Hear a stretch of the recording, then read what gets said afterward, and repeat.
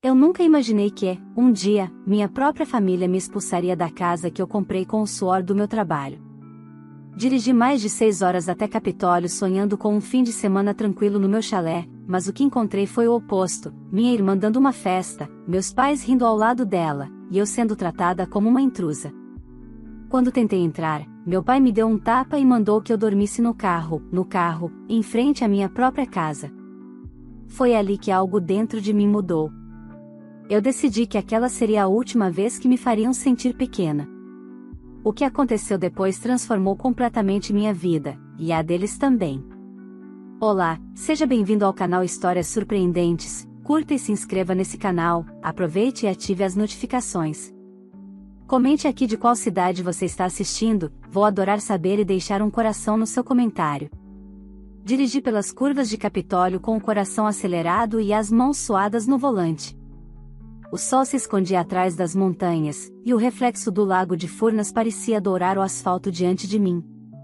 A cada quilômetro, eu sentia uma mistura de orgulho e nostalgia, orgulho por ter conquistado aquele chalé com o próprio esforço, e nostalgia por saber que, de alguma forma, minhas lembranças de família estavam ligadas àquela cidade, mesmo que hoje me doessem.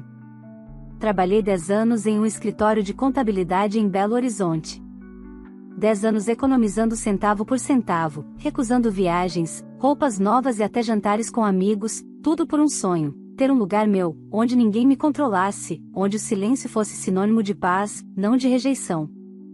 Quando finalmente assinei a escritura do chalé, há 3 anos, chorei como uma criança.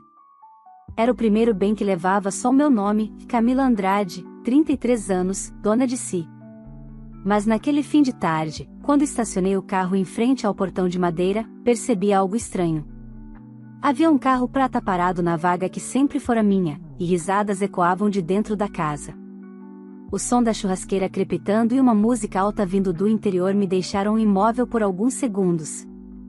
O chalé parecia ocupado. Desci do carro e caminhei devagar até a varanda. Meu coração batia descompassado. As janelas estavam abertas, o cheiro de carne assada tomava o ar, e vozes conhecidas atravessaram a brisa. Parei. Reconheceria aquela risada em qualquer lugar: Bianca, minha irmã mais nova. Ela estava ali, dançando no meio da sala, com uma taça de vinho nas mãos, vestindo um biquíni caro e um sorriso debochado. E ao lado dela, para meu espanto, estavam meus pais, Roberto e Sônia, acomodados no sofá, como se estivessem em casa. Por um instante, fiquei sem voz. Apertei a chave entre os dedos e tentei abrir a porta, mas ela não girou. Travei o ar. Alguém havia trocado a fechadura. Tentei novamente, girando com força, até que a porta se abriu bruscamente, e Bianca surgiu no batente, com o mesmo olhar petulante de sempre. "O que você tá fazendo aqui?" perguntou, rindo, como se eu fosse uma intrusa. Essa pergunta devia ser minha, respondi, sentindo o sangue subir. "Essa casa é minha, Bianca." Ela deu de ombros, o vinho chacoalhando no copo. "Mãe me emprestou a chave. A gente veio passar o feriado." "Você quase nunca vem mesmo, achei que não fosse se importar." Por trás dela, vi meu pai se levantar, com um olhar duro que me congelava desde a infância. "Camila, você chegou num péssimo momento. Tá todo mundo aqui relaxando. Vai arrumar confusão por causa de casa agora?" "Pai, essa casa não é de todo mundo. É minha." Retruquei, tremendo. "Eu comprei com o meu dinheiro, lembra?" O silêncio que se seguiu foi quebrado por uma risada seca de Bianca. "Ai, lá vem ela com o meu dinheiro, minha casa, meus direitos. Sempre achando que é melhor que a gente." Foi quando ele veio até mim. O cheiro de álcool e fumaça me atingiu antes mesmo do tapa. A mão dele estalou no meu rosto, e o som pareceu ecoar até o lago. Por um segundo, o mundo ficou em câmera lenta. Eu só ouvi minha respiração e o som das cigarras. "Você vai aprender a respeitar sua família, Camila", ele disse, o dedo apontado no meu rosto. "Se quer fazer drama, vai dormir no carro. Aqui dentro, ninguém quer confusão." Bianca segurava o riso. Minha mãe abaixou os olhos, como sempre fazia quando ele passava dos limites. A vergonha queimou mais que o tapa. Eu podia ter gritado, podia ter implorado. Mas em vez disso, dei um passo para trás e apenas sussurrei: tudo bem. Vocês querem o chalé? Aproveitem. Desci as escadas de madeira devagar, cada passo pesando como um tijolo sobre meu peito. Lá fora, o vento frio de Capitólio soprava contra minha pele quente e ardida. Sentei no carro, respirei fundo e encostei a testa no volante. Olhei para a casa iluminada, cheia de vozes, e percebi que, pela primeira vez, não havia espaço para mim nem dentro da minha própria vida. Mas algo dentro de mim também se acendeu. Uma faísca que eu não sentia há muito tempo, com uma mistura de dor e decisão. Eles achavam que eu dormiria no carro. Mas o que eu realmente faria, naquela noite, mudaria tudo. Fiquei por um tempo dentro do carro, imóvel, tentando entender como minha própria família podia me expulsar de um lugar que só existia graças a mim. O rosto ardia onde o tapa tinha acertado, mas a dor maior era por dentro. Olhei para o chalé, minha casa, iluminado, repleto de vozes, e senti um nó se formar na garganta. As janelas vibravam com as risadas deles. Bianca estava no meu sofá, bebendo vinho caro no meu copo, e meus pais, coniventes, agiam como se nada tivesse acontecido. Chorei por alguns minutos, em silêncio. As lágrimas escorriam pesadas, misturando raiva, vergonha e uma sensação profunda de traição. Mas conforme o tempo passava, algo começou a mudar. O choro deu lugar à respiração firme. O medo deu espaço para uma clareza que eu nunca tinha sentido. Eu não tinha perdido nada, e eles é que estavam prestes a perder. Peguei o celular. As mãos tremiam, mas minha voz, quando liguei para a polícia, saiu firme. Boa noite. Quero registrar uma invasão de propriedade. A atendente pediu o endereço e os detalhes. Expliquei tudo, que o imóvel era meu, que haviam trocado a fechadura, que meu pai me agredira e que havia testemunhas dentro da casa. Em poucos minutos, 2 carros da polícia militar subiram a estrada de terra que levava ao chalé. As luzes vermelhas refletiam na água do lago, e o barulho das sirenes fez o riso lá dentro cessar. Saí do carro com a escritura em mãos, o coração batendo no pescoço. Quando os policiais estacionaram, o silêncio tomou conta do terreno. A senhora é a proprietária? Perguntou o sargento, um homem de fala calma e olhar atento. Sou, sim. A casa é minha, está registrada em meu nome. Eles entraram sem autorização e me impediram de entrar. Enquanto mostrava os documentos, a porta se abriu com um estalo. Meu pai apareceu, já com o rosto endurecido. Isso é um absurdo. Ele gritou. É minha filha. Tá querendo me colocar em confusão agora? O sargento não se abalou. Senhor, precisamos ver os documentos. A propriedade consta no nome da senhora Camila Andrade. O senhor tem alguma comprovação de que pode permanecer aqui? Meu pai se atrapalhou, olhou para Bianca, que se encolheu. Minha mãe ficou pálida, sem dizer nada. Eu vi, pela primeira vez, o medo no rosto dele. Não precisa disso, Camila, disse minha mãe, com a voz trêmula. A gente só quis aproveitar o feriado em família. Em família? Retruquei. Vocês me bateram e me mandaram dormir no carro. O sargento anotava tudo. O outro policial, um rapaz jovem, tirava fotos das fechaduras trocadas e da bagunça na sala. O cheiro de churrasco ainda pairava no ar, junto com a vergonha que finalmente começava a mudar de lado. Bianca, tentando manter a pose, cruzou os braços. Isso é ridículo, Camila. Você vai mesmo chamar polícia para a própria família? Sim, respondi, olhando diretamente para ela. Porque vocês nunca entenderam outra linguagem além da consequência. O sargento se aproximou de mim. A senhora deseja representar contra eles? Olhei para os 3. Vi minha mãe encolhida, Bianca com um olhar de desprezo e meu pai, orgulhoso demais para se desculpar. Quero que saiam da minha casa, disse por fim. Agora. Os policiais pediram que recolhessem as coisas. Bianca começou a juntar bolsas, toalhas, garrafas, praguejando entre os dentes. Meu pai murmurava ofensas, mas não teve coragem de olhar para mim. Quando o último deles cruzou o portão, o sargento virou-se e disse: "A senhora agiu corretamente. Vamos registrar a ocorrência. Recomendo que troque novamente as fechaduras e instale câmeras." Concordei. Eles se foram, levando com eles o peso que eu carregava há uma vida inteira. Entrei em casa e quase não reconheci o lugar. Copos espalhados, colchões no chão, garrafas de vinho, música ainda pausada no som. O que deveria ser meu refúgio parecia um campo de batalha. A raiva me deu força. Passei a madrugada limpando, lavando, recolocando as coisas no lugar. Cada prato lavado era como um pedaço da minha dignidade recuperada. Quando o sol nasceu sobre o lago, sentei na varanda e fechei os olhos. O silêncio, enfim, era meu. Pela primeira vez, o chalé parecia de fato pertencer a mim, não só no papel, mas na alma. Peguei o celular e bloqueei o número dos meus pais e da Bianca. Não haveria mais explicações, nem desculpas. A partir dali, minha vida teria apenas uma regra: ninguém mais me faria sentir pequena dentro do que construí com minhas próprias mãos.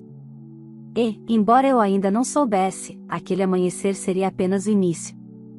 O que viria depois, as consequências, as tentativas de reaproximação e as revelações que eu descobriria, transformariam tudo que eu acreditava sobre família, lealdade e amor. Na manhã seguinte, o chalé parecia outro. O cheiro de fumaça já tinha desaparecido, e o som das águas do lago substituía a confusão da noite anterior. Tomei café na varanda, olhando o reflexo do sol nas águas calmas de Furnas, tentando me convencer de que tudo realmente tinha acontecido. O tapa, as risadas, as sirenes, a vergonha. Tudo real. Mas, acima de tudo, real também era a sensação de paz que finalmente se instalava. Meu celular vibrou pela primeira vez às 8 da manhã. "Camila, o que foi aquilo?" Era a mensagem da minha mãe. Logo em seguida, outra: "Seu pai está arrasado. Você precisava mesmo expor a família daquele jeito?" E então vieram as ligações, dezenas delas, que eu ignorei uma a uma. No meio do dia, Bianca enviou um áudio. "Parabéns, você conseguiu. Papai tá sendo chamado na delegacia para prestar depoimento", mamãe chorando sem parar. "Tudo porque você precisa provar que é melhor do que a gente." "Isso é doença, Camila." Ouvir a voz dela fez meu estômago revirar. Por um instante, pensei em responder, mas deletei o áudio. O silêncio, descobri, era a melhor resposta para quem só entende grito. Passei o resto do dia trocando as fechaduras, como o sargento recomendara. O novo chaveiro, um homem simples de Capitólio, comentou que já conhecia histórias parecidas. "Família é coisa bonita, moça, mas quando mistura com dinheiro e orgulho, vira veneno." Ele me olhou com respeito, como se entendesse sem precisar de detalhes. Naquela noite, dormi no chalé pela primeira vez em paz. Nenhuma voz me chamando de ingrata, nenhum olhar me diminuindo. Só o barulho das folhas e o som distante de um barco cruzando o lago. 2 dias depois, quando voltei para Belo Horizonte, a realidade me esperava na portaria do prédio. Minha mãe.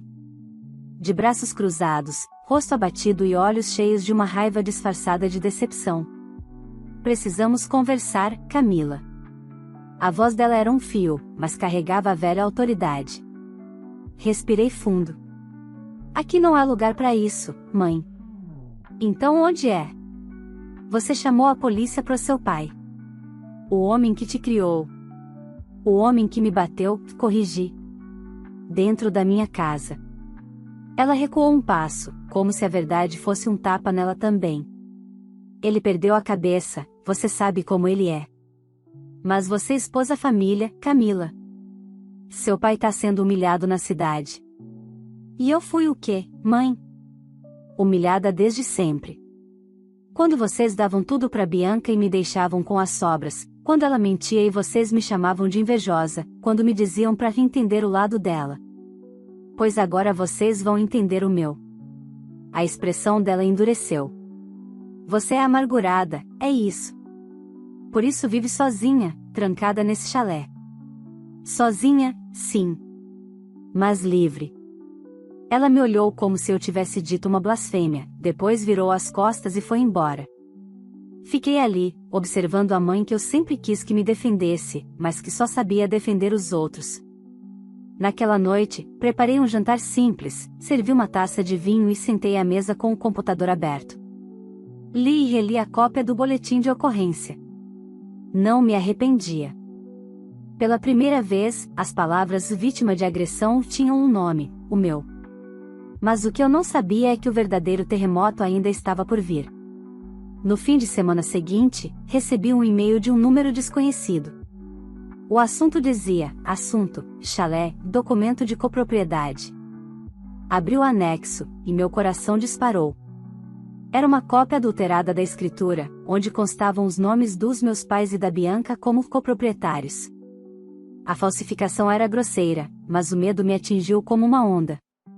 Eu reconheci a letra da assinatura falsificada, era de minha mãe.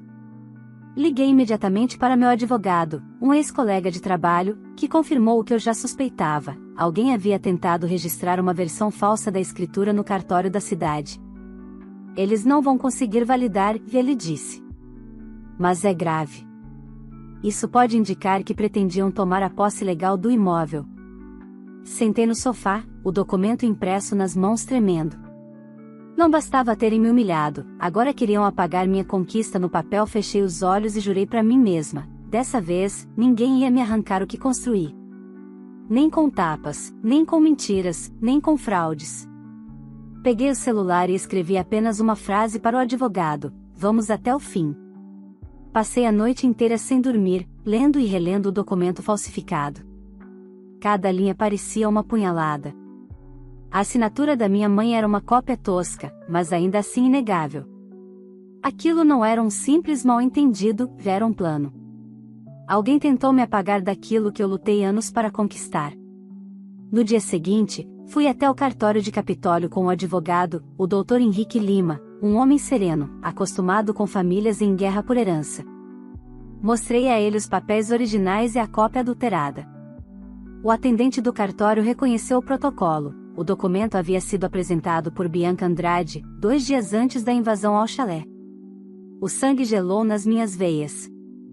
Eles tentaram registrar isso sem sua assinatura, doutora, disse o funcionário.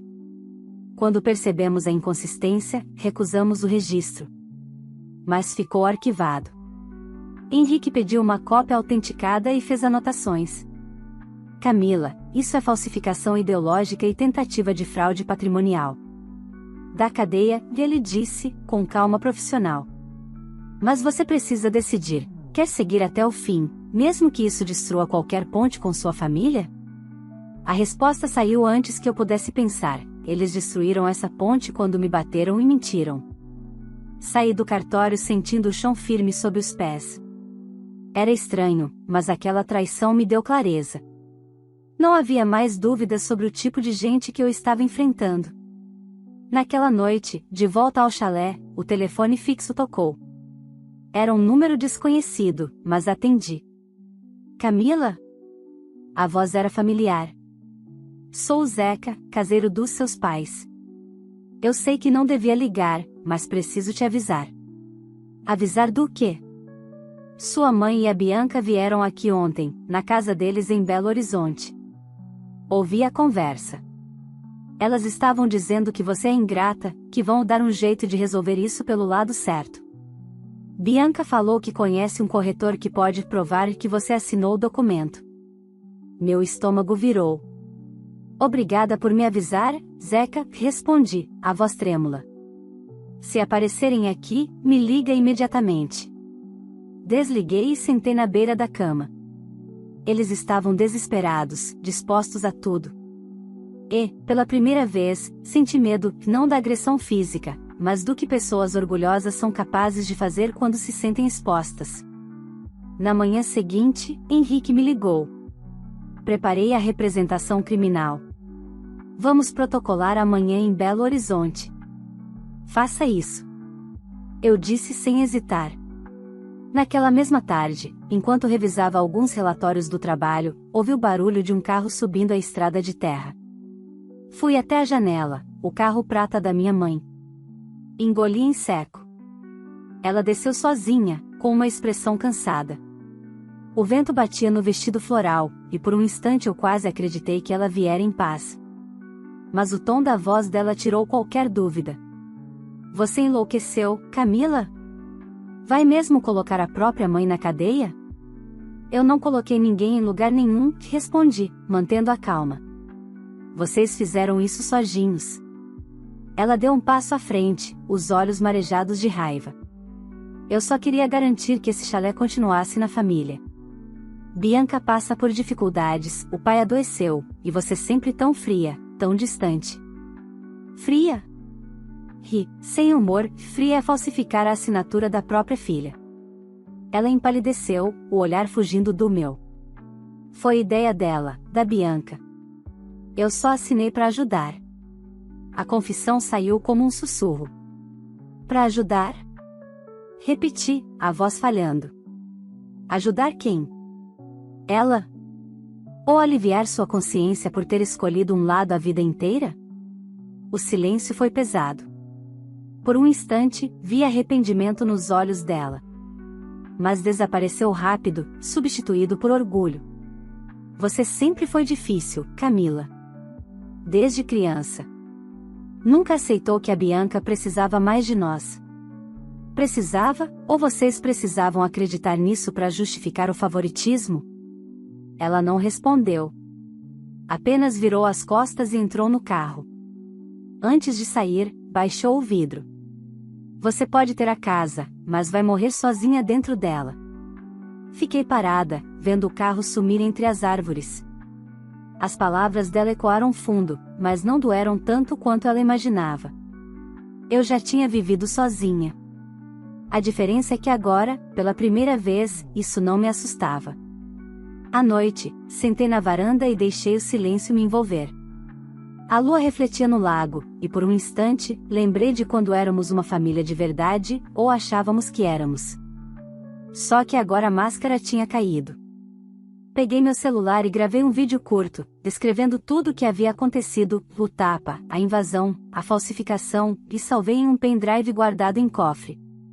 Eu não ia mais ser pega de surpresa. Ao fechar o cofre, olhei pela janela e murmurei para mim mesma, acabou o tempo deles. Agora é o meu. O que eu ainda não sabia é que, no dia seguinte, o que parecia apenas uma disputa de propriedade se tornaria algo ainda mais sombrio. Bianca não ia desistir tão fácil. E eu estava prestes a descobrir até onde ela seria capaz de ir para me destruir. 2 dias depois da visita da minha mãe, tentei me concentrar no trabalho. Eu era gerente financeira de uma empresa de importação em Belo Horizonte, responsável por dezenas de planilhas, relatórios e reuniões. O chalé, minha família, tudo aquilo parecia uma sombra que insistia em me seguir, mesmo quando eu tentava fingir normalidade. Naquela manhã de terça-feira, Henrique me ligou. Camila, protocolei a denúncia no Ministério Público. Agora o processo segue. Mas, preciso te avisar. Provavelmente eles vão tentar reagir. Eu suspirei, já esperando o pior. Eles nunca aceitaram perder, Henrique. Não é surpresa. Mas o que veio em seguida, eu não imaginava. À tarde, fui chamada à sala da diretoria. O Sr. Álvaro, meu chefe, estava sério, com o notebook aberto à minha frente. Camila, você sabe que temos uma política de integridade rigorosa. Ele girou a tela em minha direção. Recebemos um e-mail anônimo com denúncias de desvio de valores em relatórios assinados por você. Meu corpo gelou. Isso é mentira, respondi de imediato. Eu nunca fiz nada errado. Espero que seja, disse ele, seco. Mas teremos que investigar. Saí da sala com as pernas trêmulas. No corredor, a recepcionista me olhou com pena, e foi ali, naqueles segundos, que eu entendi: alguém estava tentando me destruir profissionalmente. Chegando em casa, abri meu e-mail pessoal e encontrei a prova. Uma mensagem sem remetente identificado, com anexos de planilhas adulteradas em meu nome. Eram cópias de documentos verdadeiros, mas com números alterados. E no rodapé de uma delas, uma pista, o mesmo padrão de digitação que Bianca usava. Eu reconheceria aqueles erros de ortografia em qualquer lugar. Peguei o telefone e liguei para Henrique.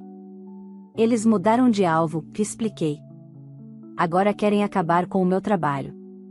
Isso é difamação e falsificação de documentos corporativos, Camila. Você pode abrir um segundo processo, dessa vez criminal. Eu quero. Minha voz saiu firme, mesmo com o coração disparado. Eles acharam que podiam me calar. Naquela noite, choveu forte em Capitólio. Raios riscavam o céu, e o som das águas batendo nas pedras parecia uma advertência. Fiquei horas sentada na varanda, tentando entender em que ponto o amor virou guerra. Na manhã seguinte, fui ao escritório com a cabeça erguida. A auditoria começou. Entreguei meus relatórios originais, comprovantes, registros de sistema, tudo. Álvaro me observava em silêncio, enquanto os técnicos conferiam cada linha. No final do dia, um deles me chamou: doutora, encontramos inconsistências, mas nos arquivos encaminhados pelo e-mail, não nos originais. Foram manipulados. Meu alívio veio acompanhado de uma raiva fria. Eles tinham tentado, mas não tinham conseguido. No mesmo dia, Henrique me enviou uma mensagem: temos novidades. O delegado de Capitólio quer ouvi-la amanhã. Há indícios de que sua irmã tentou usar documentos falsos em outros processos. Pode haver uma rede maior envolvida. Uma rede. A palavra me soou pesada. À noite, preparei uma mala pequena e dirigi até o chalé. Precisava daquele lugar. Não mais como fuga, mas como lembrete. Cada parede ali me contava o quanto eu já tinha suportado. Ao chegar, encontrei o portão entreaberto. A lanterna do celular tremia em minha mão. Empurrei devagar. O coração batia tão forte que parecia ecoar na escuridão. Entrei. No chão da varanda, uma garrafa de vinho quebrada. No tapete da sala, marcas de pés molhados. E no sofá, um envelope branco. Peguei com cuidado. Dentro, havia uma única folha datilografada: você pode ter ganhado agora, mas não vai segurar tudo. Família não se vence com polícia. B. As letras tremiam. Eu sabia que era dela. Bianca tinha estado ali. Liguei para Henrique imediatamente. Ela invadiu novamente. Ele pediu que eu não tocasse em nada e chamasse a polícia. Quando os agentes chegaram, confirmaram: o portão não tinha sinal de arrombamento. Alguém tinha usado uma cópia da chave. Enquanto eles faziam a perícia, senti uma mistura de raiva e desamparo. Mesmo com todos os papéis, todos os processos, minha irmã ainda me tratava como um obstáculo a ser vencido, não como alguém da família. A senhora quer representar novamente? Perguntou um dos policiais. Quero, respondi. Dessa vez, até o fim. Fiquei ali, olhando o chalé sob a luz das viaturas, o reflexo vermelho e azul dançando nas paredes. Pela primeira vez, eu não sentia apenas dor. Sentia poder. O tipo de poder que vem de quem perdeu o medo. O sargento me entregou o boletim e disse: não é comum ver alguém tão firme enfrentando a própria família. Sorri de leve. Eles deixaram de ser minha família no dia em que me mandaram dormir no carro. Quando as viaturas se afastaram, o silêncio voltou a dominar a noite. Sentei no degrau da varanda, o papel amassado nas mãos, e prometi a mim mesma que aquela seria a última vez que Bianca cruzaria os limites da minha vida. Eu só não imaginava que a próxima ligação que receberia, na manhã seguinte, mudaria tudo, de novo. A ligação chegou às 7 da manhã. Eu ainda segurava a caneca de café quando o celular vibrou sobre a mesa. O número era desconhecido, mas a voz que respondeu do outro lado me congelou. Dona Camila? Aqui é o delegado Marcos Tavares, de Capitólio. Precisamos que a senhora compareça à delegacia. É sobre sua irmã, Bianca Andrade. O coração acelerou. Por um segundo, temi o pior. O que aconteceu com ela? Perguntei, tentando manter a calma. Ela foi presa ontem à noite. Tentou usar documentos falsos em uma negociação de venda do seu chalé. A xícara escapou das minhas mãos e se espatifou no chão. Por um instante, tudo ficou em silêncio, só o som distante do vento passando entre as árvores. Peguei o carro e dirigi até a delegacia com as mãos trêmulas. Lá, encontrei Henrique e o delegado me esperando. Sobre a mesa, estavam os documentos, contratos, escrituras falsificadas e uma procuração fraudulenta. Tudo com a minha assinatura copiada. Ela tentou vender a casa a um casal de turistas do Rio, explicou o delegado. Prometeu transferência imediata e pediu um sinal de R$80 mil. Os compradores desconfiaram quando o cartório solicitou a presença da proprietária verdadeira. Sentei, o corpo inteiro latejando. Ela, confessou? Perguntei. Henrique concordou. Disse que precisava do dinheiro, que achou que você nunca descobriria. Por um momento, tudo o que eu senti era cansaço. Cansaço de ter que me defender o tempo todo da própria família. Cansaço de ver minha vida sendo invadida de novo, até o limite. Quer representar criminalmente contra ela? Perguntou o delegado. Olhei para o papel com o nome da minha irmã. A mesma letra com que ela me pedia dinheiro anos atrás, a mesma que me insultava nas mensagens, agora estampava um crime. Quero, respondi. Mas quero que conste nos autos que não desejo vingança. Só justiça.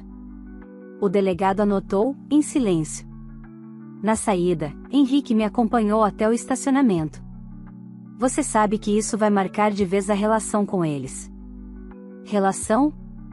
Sorri amargo. O que tínhamos já acabou há muito tempo. Nos dias seguintes, a notícia correu rápido. Em cidade pequena, tudo vira assunto. Minha mãe me ligou, chorando.